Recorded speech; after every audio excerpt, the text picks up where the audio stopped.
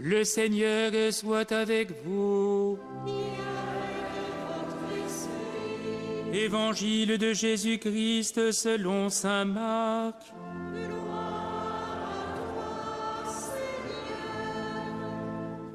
En ce temps-là, Jésus se mettait en route quand un homme accourut et tombant à ses genoux lui demanda « Bon maître, que dois-je faire pour avoir la vie éternelle en héritage ?» Jésus lui dit « Pourquoi dire que je suis bon? Personne n'est bon sinon Dieu seul. Tu connais les commandements? Ne commets pas de meurtre, ne commets pas d'adultère, ne commets pas de vol, ne porte pas de faux témoignages, ne fais de tort à personne, honore ton père et ta mère. » L'homme répondit « Maître, tout cela, je l'ai observé depuis ma jeunesse. » Jésus posa son regard sur lui et il l'aima. Il lui dit « Une seule chose te manque, va, vends ce que tu as et donne-le aux pauvres. Alors tu auras un trésor au ciel, puis viens, suis-moi. » Mais lui, à ces mots, devint sombre et s'en alla tout triste, car il avait de grands biens. Alors Jésus regarda autour de lui et dit à ses disciples « Comme il sera difficile à ceux qui possèdent des richesses d'entrer dans le royaume de Dieu. » Les disciples étaient stupéfaits de ces paroles. Jésus, reprenant la parole, leur dit « Mes enfants, comme il est difficile d'entrer dans le royaume de Dieu, il est plus facile à un chameau de passer par le trou d'une aiguille qu'à un riche d'entrer dans le royaume de Dieu. » De plus, sans plus déconcertés, les disciples se demandaient entre eux « Mais alors, qui peut être sauvé ?» Jésus les regarde et dit « Pour les hommes, c'est impossible, mais pas pour Dieu, car tout est possible à Dieu. » Pierre se mit à dire à Jésus « Voilà que nous avons tout quitté pour te suivre. » Et Jésus déclara « Amen, je vous le dis, nul n'aura quitté à cause de moi et de l'Évangile une maison, des frères, des sœurs, une mère, un père, des enfants ou une terre sans qu'il reçoive, en ce temps déjà, le centuple. Maison, frères, sœurs, mères, enfants et terres, avec des persécutions et dans le monde à venir, la vie éternelle. » Acclamons la parole de Dieu. Louange à toi, Seigneur Jésus. Les plus jeunes rejoignent la sacristie avec sœur Marie-Joëlle. Et nous allons nous mettre à l'écoute de cette parole de Dieu dont il nous est dit dans l'Épître aux Hébreux qu'elle est vivante, cette parole plus coupante qu'une épée à deux tranchants. Et de fait, ce que nous entendons aujourd'hui a de quoi nous intriguer un tout petit peu. Et il est bon que nous soyons touchés par cette parole. Il n'est donc pas suffisant d'observer les commandements pour hériter du royaume des cieux. Ceci peut nous inquiéter, mais ceci doit surtout nous rassurer. Ceci peut nous inquiéter si nous sommes dans la perspective de penser que c'est par nos forces que nous obtenons, que nous gagnons une sorte de récompense pour tout ce que nous avons fait sur la terre. Et cette pensée, elle est toujours présente dans notre esprit parce que c'est quelque chose finalement de relativement simple. Voilà, je fais le bien, j'agis bien et donc en récompense, j'aurai la vie éternelle. Tel n'est pas l'esprit de la loi que Dieu a donné. La loi est un pédagogue. La loi indique une direction. La loi permet de se mettre en route.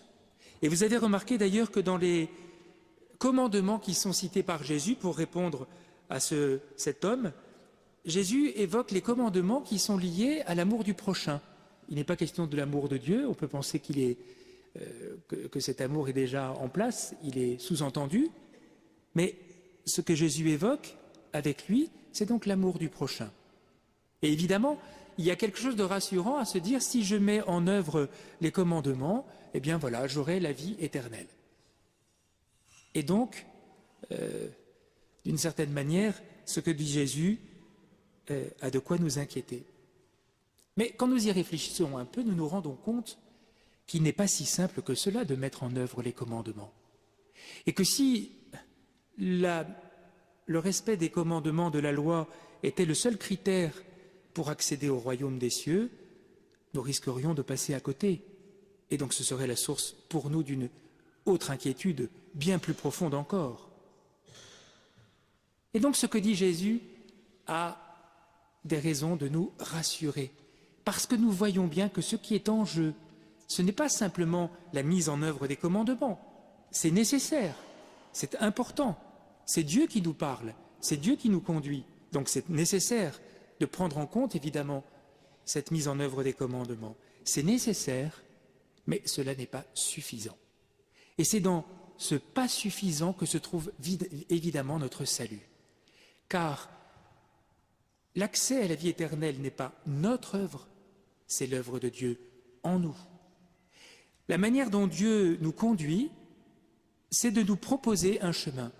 Et il nous invite à désirer le parcourir. Qu'est-ce qui peut nous empêcher de le parcourir? Qu'est-ce qui peut faire que nous refusions cette proposition de Dieu? Nous en avons un exemple, une illustration dans l'évangile de ce jour. Cet homme, prisonnier de ses richesses, part tout triste. Il n'arrive pas à entendre ce que Jésus lui dit, « Viens et suis-moi ».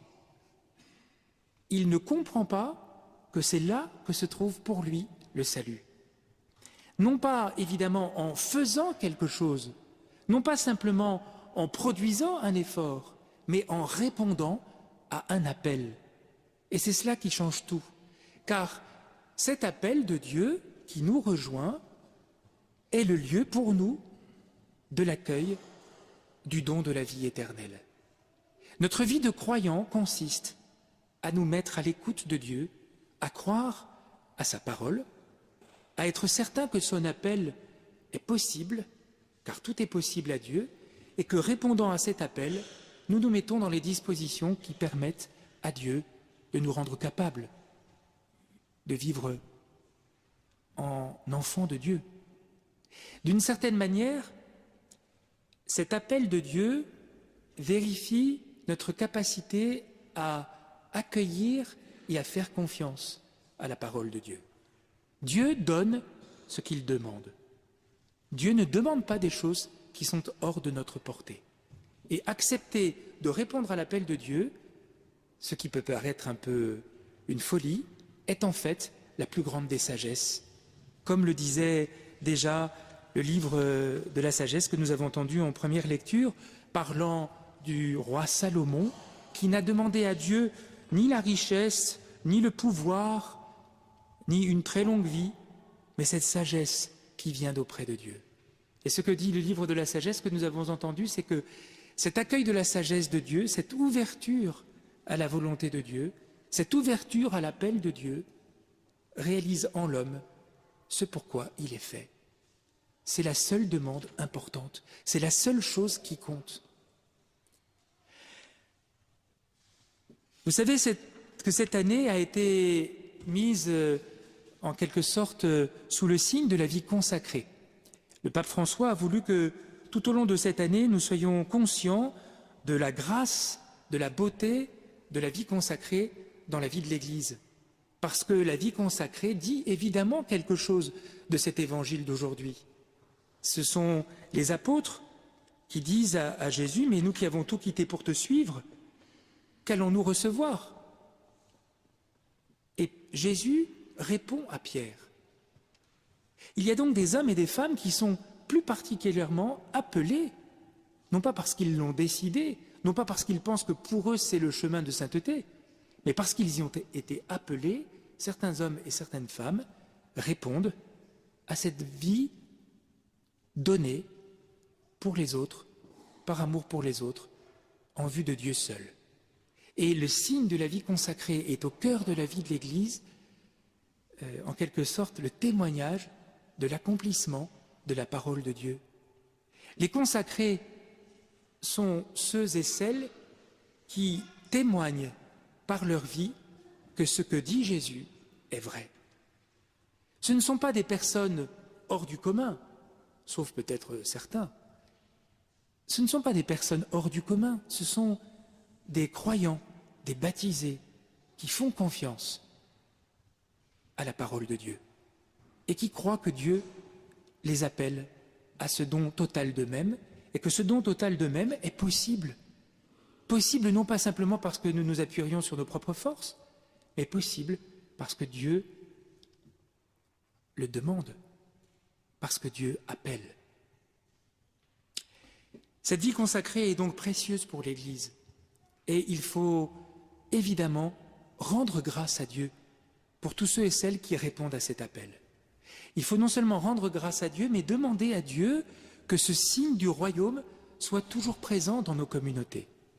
Nous sommes évidemment particulièrement gâtés à Notre-Dame des Victoires. Ce signe nous est donné par la présence des bénédictines.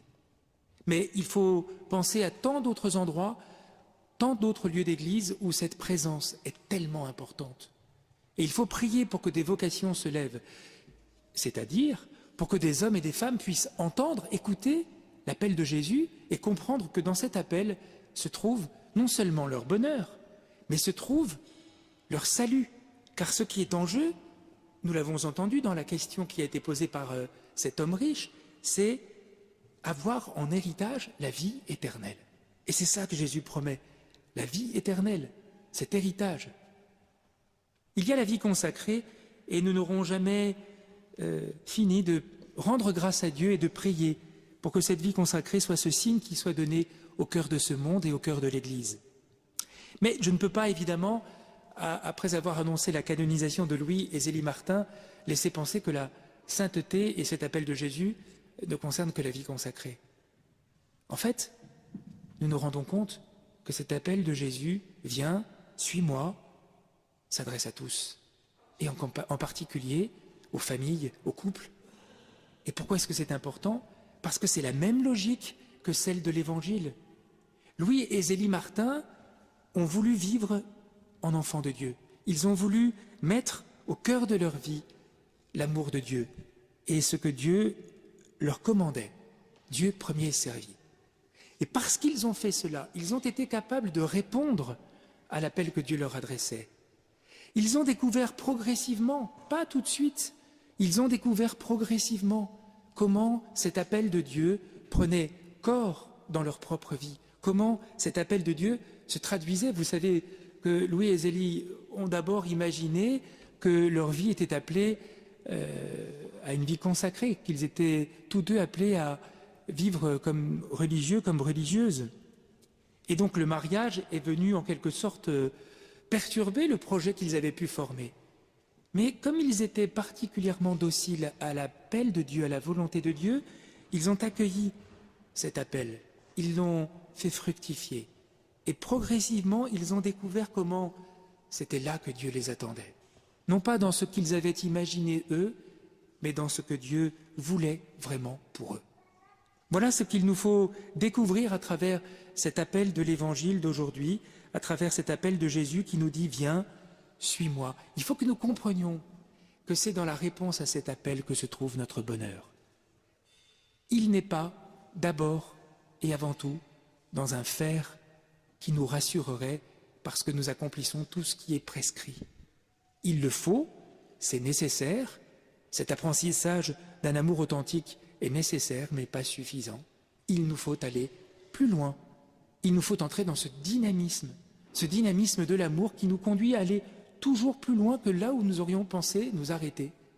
Et c'est la beauté et la force de la vie humaine. C'est cette aventure habitée par l'espérance dont les chrétiens sont les témoins en ce monde. La Vierge Marie a connu, elle, la première, cette disponibilité à cet appel de Dieu. Elle a laissé sa vie façonnée par cet appel. Que tout se passe pour moi selon ta parole. Nul doute qu'elle est pour nous un guide sûr pour être aujourd'hui d'authentiques disciples du Christ. Amen.